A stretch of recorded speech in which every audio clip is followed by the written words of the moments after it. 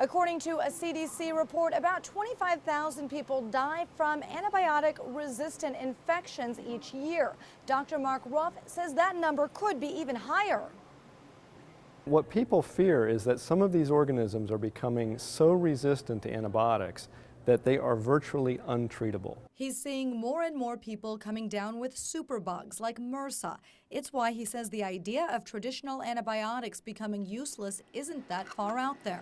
It's a realistic possibility, and we see patients in our medical center that have gotten to the point where we are having very, very limited choices of antibiotics in which to treat them. And this is a big problem.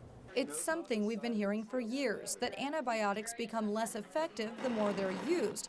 And that just happens to be quicker when doctors overprescribe or patients insist on antibiotic treatment. But there are things you can do to help make sure antibiotics work when you really need them. Low-grade fevers, aches and pains, sore throats, things like that tend to get better on their own. And it may be useful for folks to understand that and go for a day or two to see if things are going to get better on their own before going in and asking for an antibiotic prescription. Especially because most of the ways you can keep from getting sick are pretty common sense, like washing your hands, getting vaccinated for things like the flu. Rupp says using these too frequently can simply make you immune to them. He says when it comes to staying healthy, he can't emphasize enough the importance of hand washing. He says even if you don't have soap and water at the ready, it's important to keep an alcohol-based cleansing solution nearby.